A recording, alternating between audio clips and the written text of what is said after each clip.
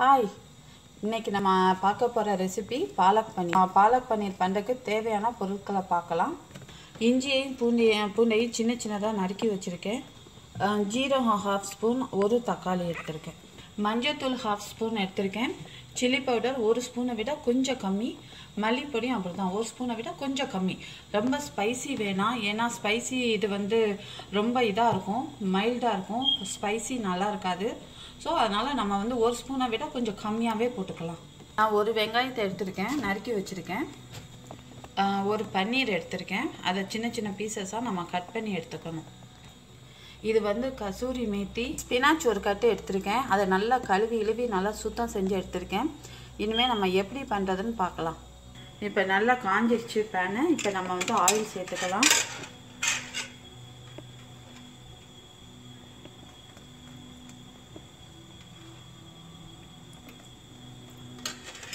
எண்ணெய் காஞ்சிருச்சு. இப்போ ஜீரகம் போட்டுக்கலாம்.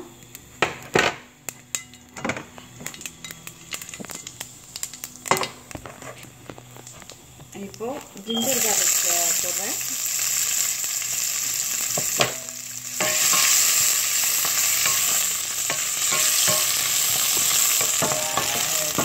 இதை இப்போ நம்ம வெங்காயம் சேர்த்துக்கணும்.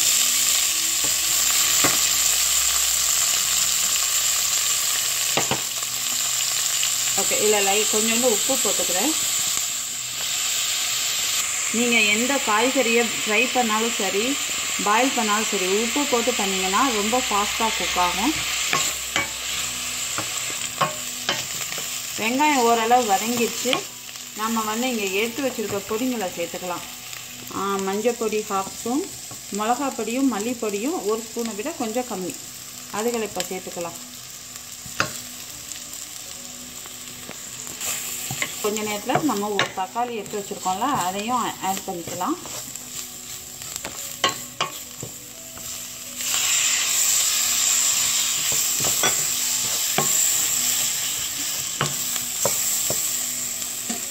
கொஞ்சம் தண்ணி சேர்த்துக்கலாம்.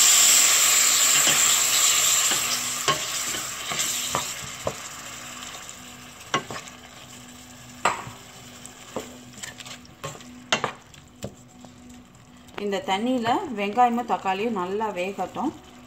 வெங்காயமும் தக்காளியும் ஓரளவு வதங்கிருச்சு. இப்போ கொஞ்சோண்டு நம்ம கசூரி மேத்தியை போட்டுக்கலாம்.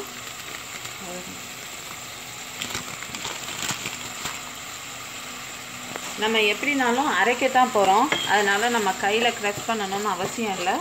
ஸோ நம்ம பிளெண்டரில் போடும்போது அது நல்லா பேஸ்ட்டு மாதிரி ஆயிடும்.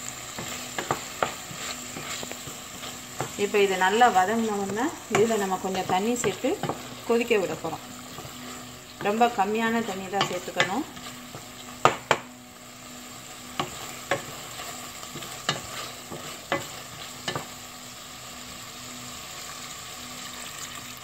இவ்வளோ தண்ணி போதும்.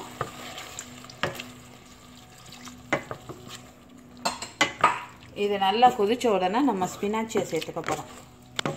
ஸோ இப்போ நல்லா கொதிக்குது. இப்போ நம்ம ஸ்பினாச்சியை சேர்த்துக்கலாம்.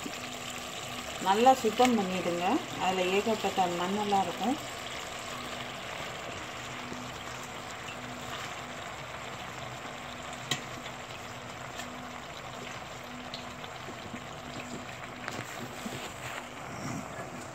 ஸோ எல்லா ஸ்பினாச்சியும் சேர்த்துட்டோம். இப்போ அதில் நல்லா தண்ணி கொஞ்சம் இருக்குல்ல, அதில் நல்லா வதக்கணும்.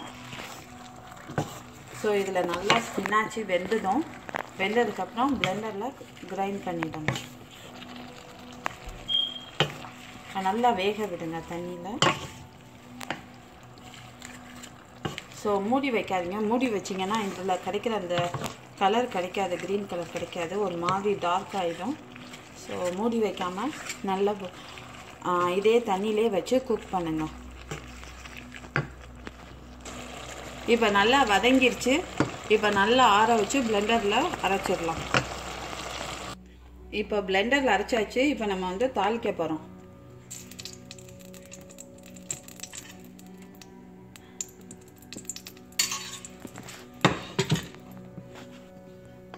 எண்ணெய் காஞ்சிருச்சு. இப்போ நான் ஜீரகம் போடுறேன்.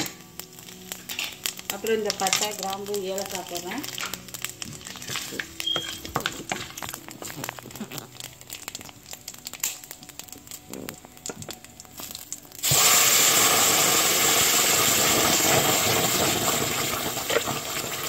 கரைச்சி வச்சதை ஊற்றியாச்சு.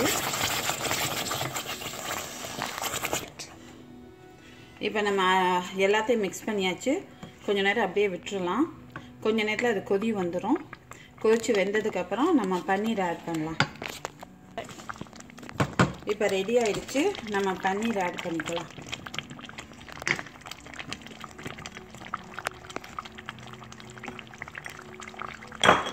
உப்பு வந்து செக் பண்ணிக்கோங்க. பத்தலைன்னா இப்போவே ஆட் பண்ணிக்கோங்க.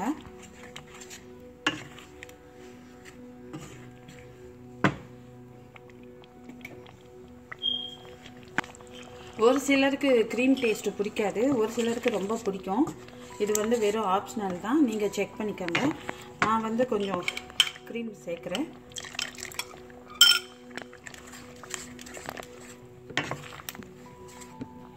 ஸோ அவ்வளோதான், ரெடி ஆயிடுச்சு பாலக் பன்னீர். ஸோ பன்னீர் சேரும்போது இன்னும் டேஸ்ட்டு ரொம்ப அதிகமாக இருக்கும்.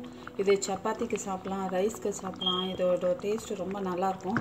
ஆல்சோ ரொம்ப ஹெல்த்தி. இந்த வீடியோ உங்களுக்கு பிடிச்சிருந்துச்சுன்னா அடியில் காமெண்ட் பண்ணுங்கள், லைக் பண்ணுங்கள், ஷேர் பண்ணுங்கள், சப்ஸ்கிரைப் பண்ணுங்கள், அடியில் உள்ள பெல் பட்டனை ப்ரெஸ் பண்ணுங்கள். தேங்க்யூ ஃபார் வாட்சிங்.